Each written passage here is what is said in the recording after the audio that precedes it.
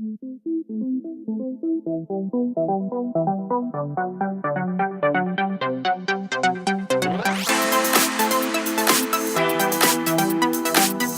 on YouTube? This is Joezmcfly, and I'm hitting you up with another weekly Q&A. And make sure you stay tuned to the end of this video to make sure you get details on our giveaway that we're having here, or you can fast forward to the end. It doesn't really matter.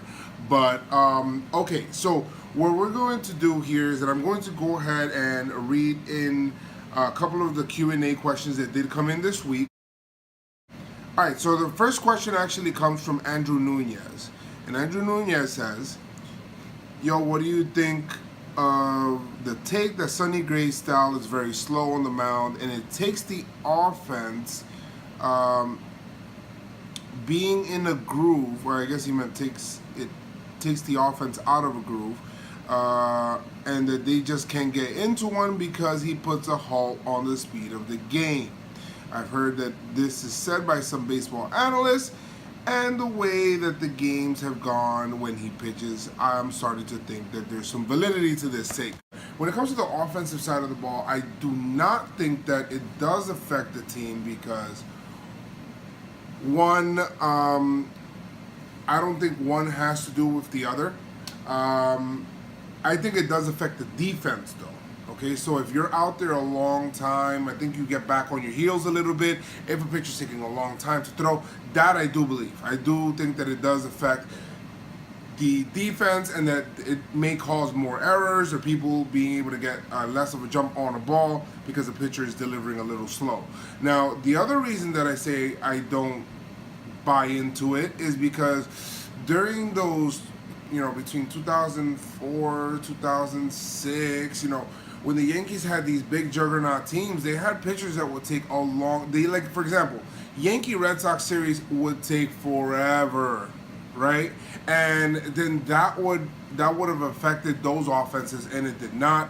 And if the pitching did work that way and it was so slow and it would get offenses out of a groove, if anything, it would work for the offense he's facing because, everything is so slow and methodical and just feels like, hurry up, like the ball never gets to you.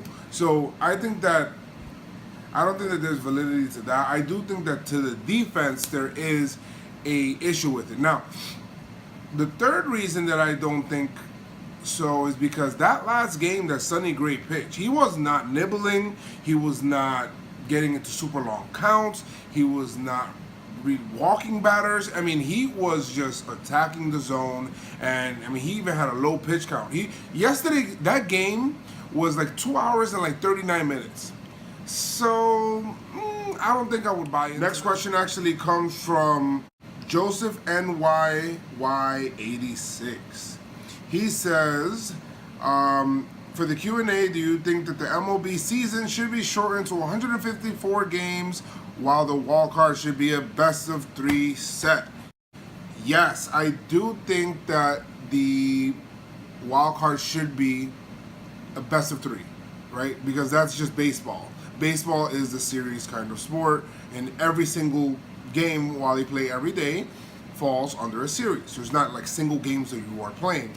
So the owners would not, because the owners would not want a 154 game schedule because they are not going to want to relinquish 8 games out of their schedule. They don't want to lose 4 home games or 4 gates as they would call it, and that would be, that's something that they wouldn't want to do. And plus the players won't do it because then the owners will say a counter and then they'll say, you know what, okay, give us back 8 games worth of salary, and the Players Association is not going to do that. They're never going to go down from 162 games to 154. Next question actually comes from Goat LeBron. He says, Gary and Bird or Clint and Judge? Actually go with Gary and Bird. Even though Bird does get hurt a lot, Gary is he's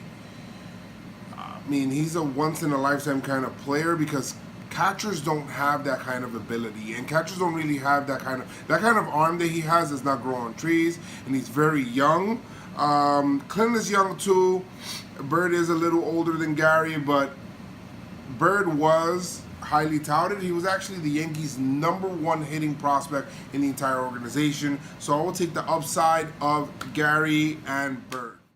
Our next question actually comes from Yuta Gross. He says, if you were Joe Girardi, how would you make the batting lineup? Do you agree with the current one? And then Joe Girardi, I feel like, does a good job at putting the right kind of people, and he's been rotating it fine. I guess what he's doing is fine. I would, even though I did want to see earlier in the season Didi bat a little higher in the lineup, I don't really have any complaints. I just want Gardner leading off. That's what I want. Because I think Gardner sets the tone for the entire game by what he does to that starting pitcher in that first inning when he's working a count and he's trying to, he gets to a 3-2 pitch, or there's a lot of times where he starts the game 0-2, ends up 3-2, or walking, and then you could do a lot of things right there. Maybe Ellsbury, if he's going hot, bat him second. Maybe that. I don't know. Next question actually comes from Matt Adams. He says, and I'm glad he asked this question. He says, do you think Jaime Garcia should be in the rotation? Why or why not? Yes, I do. I actually right now prefer Jaime Garcia in the rotation over Jordan Montgomery. And wait, I'll tell you why. Montgomery has not pitched more than 5 innings since God knows when, and it's been a long time, and it feels like every single time the Yankees are kind of trying to play this game where they are babying him, and whether he can make it 5 innings, and he hasn't been that effective, and then they're coupling him with Green to be able to kind of caddy him a little bit. But I mean, I guess you could say the same thing for Garcia, but Garcia's more of a vet, and you could be able to put him out there in those kind of games. And I thought he had some okay stuff today, right? In the game that I was watching, I didn't see nothing that bad. I thought, people, that hit by Lucas Duda wasn't that hard, but third time through the order, I mean, he has some real issues when it comes to people facing him. The other thing, the flip side of it, however, Jordan Montgomery has a really, really, really high swing and miss rate on his pitches. I don't know what's been going on with him recently. I don't know if he just hit a wall or something like that. Long term, of course, I would trust Montgomery a lot more than Garcia. Just right now, it just feels like he hit that wall. Next question actually comes from Henry1. He says, who are your top 5 Yankees of all time? P.S. I love the channel. Keep being awesome, man. Thank you so much for that. I really do appreciate the support. Okay, so my top 5 Yankees all time. I don't know if you meant all time in Yankee history or all time that I watched. I think I'm going to take it as all time that I watched, and then I'm going to talk about a couple of notables right after, because I feel like I'm disrespecting them by at least not like mentioning them.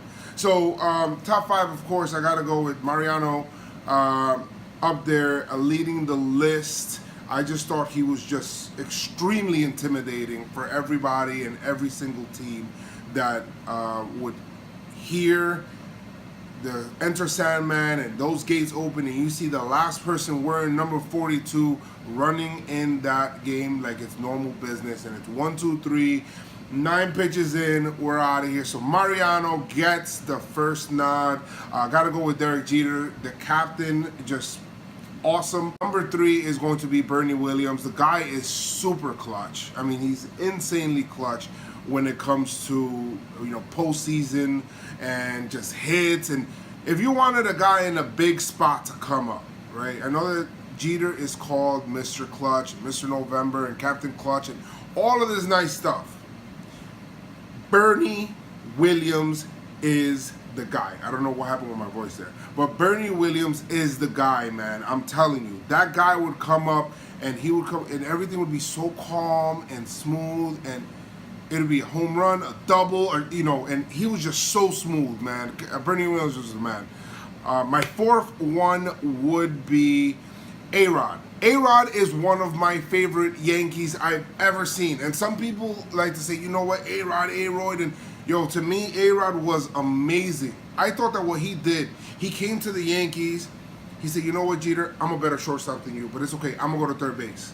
And he went to third base, and he didn't win a Gold Glove there because of Eric Chavez out there in Oakland, who was a wizard at third, but he was Gold Glove caliber, and when he would go into that hole, that third base hole, where he would dive deep and he'll be in foul territory and he'll come up with that cannon and let loose. I mean, there's nothing like it. He reeled me in. He got me in a game that it was against the Angels, against Bartolo Colon that I went to. The man hit 3 home runs in that game, had 10 RBIs, and I'm like, yo, that guy's the man.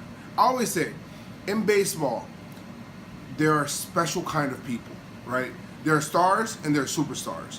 The superstars can literally carry a team on their back and through stretches of time, right? So for example, right now how the Yankees we're going through that lull time, right? They didn't really have the guy to really carry them. I think Gary Sanchez can be that kind of guy, but maybe not yet. But that's people like A-Rod, Manny Ramirez could carry that kind of load.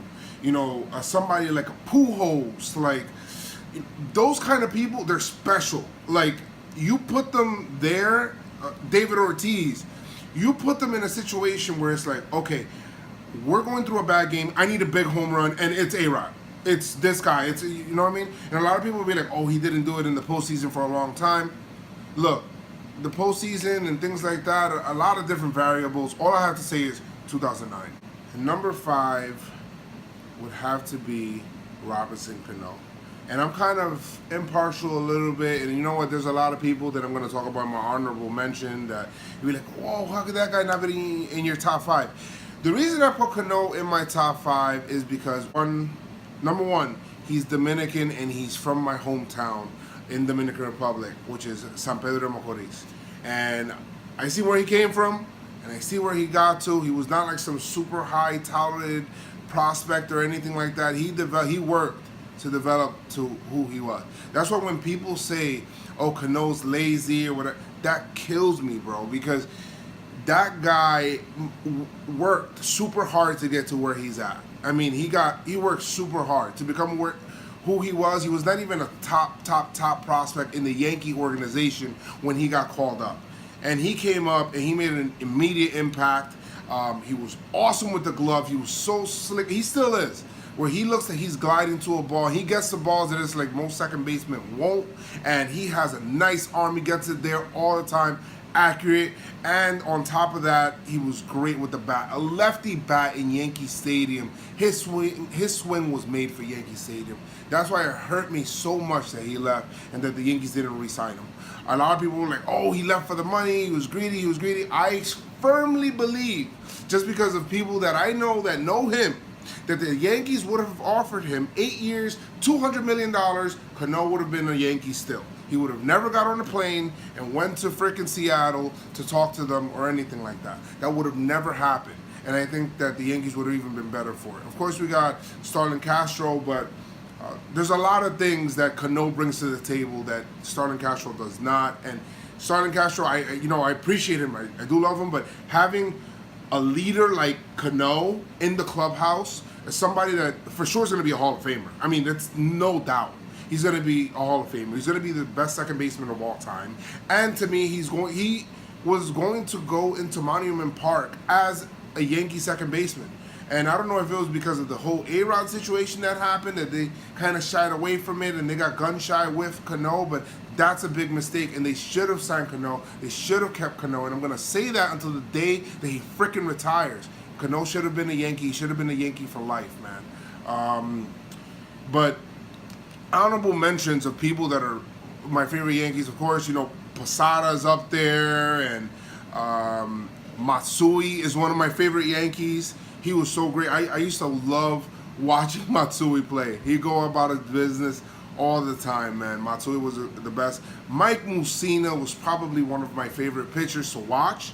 Him, David Cone, But Mike Mussina was just so methodical, and he'll come up and then, I'll never forget what he did for the Yankees.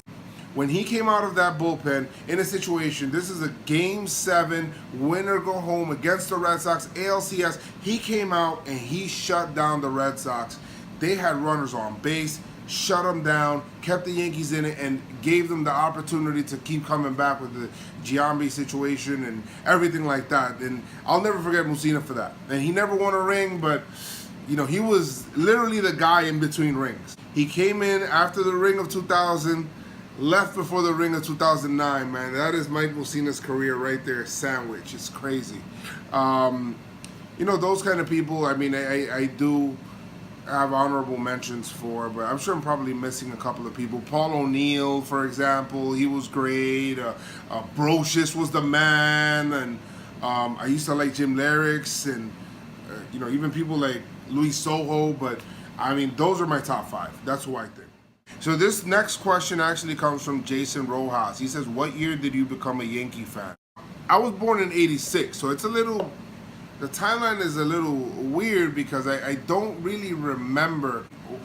I remember the very first time that I was actually following the Yankees as a kid was probably when I was like 7, 8 years old. So I was probably like 94 season, 95 season, right? Because in school they made us do a journal, and I remember specifically writing the journal about how I wanted the Yankees to win and win the pennant, and I was documenting basically the playoff race in my school journal, which is that's what I remember. But it was a long time ago. That's when I first started. So probably like 94, 95, 96 in that area somewhere.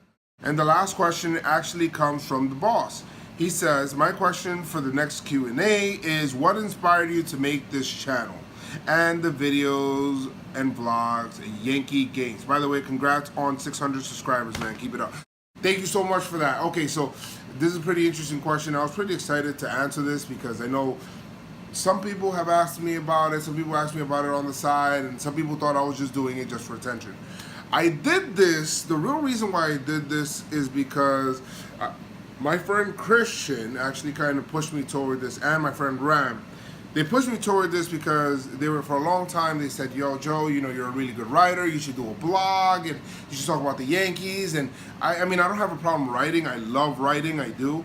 But I just saying, you know what? Let me just document this, or actually do like a reaction of how I feel, because I found myself after Yankee games looking for reactions, or looking for more news, or looking for how people felt about the game, or more analysis. And I'm just a freaking baseball junkie like that. So I'm like, you know what, maybe there's people out there that feel the same way. The reason that I wanted to do it was that I really wanted to vent, bro, because there's a lot of the games where I just had this bent up frustration. Like a lot of the games that we have here, when I make the video, it gets stuck on the video, and literally, it leaves me when that happens. So that's great. I'm able to move past the game. I don't know if that's gonna work in the playoffs, but we'll see. I never did this before, but I want to hopefully keep growing it even more, and you know, learn more about video editing, because I like that whole creative process. But I love it with the Yankee games. I love my reaction, because I know a whole bunch of Yankee fans feel the same way. There's no way that you could not be a true Yankee fan and not feel that way.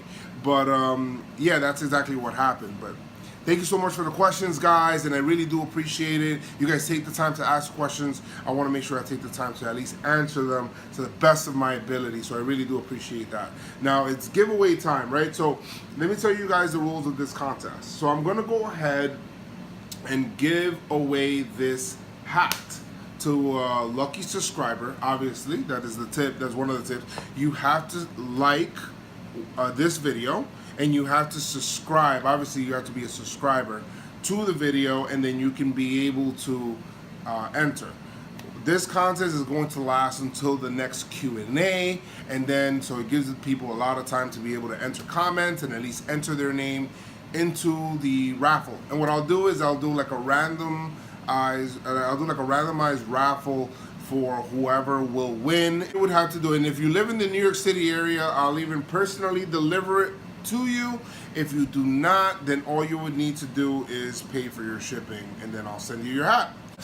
Let me know in the comments how you guys felt about the video. If you guys have any other questions or anything like that, make sure that you do message me throughout the week. Hashtag Q&A. Thank you so much for listening, and let's go Yankees. By the way, before I let you guys go, the freaking Red Sox lost, so that's good. The Yankees are 3 games back, but the Twins won, and the Angels won. So the Angels winning or losing is important, just because it determines our magic number. So every Yankee win and every Angel loss would decrease the magic number. Right now, the magic number is at A-Rod, so it's at 13, and then with the combination of Angel losses and a Yankee wins, that would clinch a postseason berth. Yeah. But as I said, guys, make sure you do keep your pinstripes on, keep your pinstripes strong. Let's go Yankees, man. Peace. Did y'all boys not get the memo?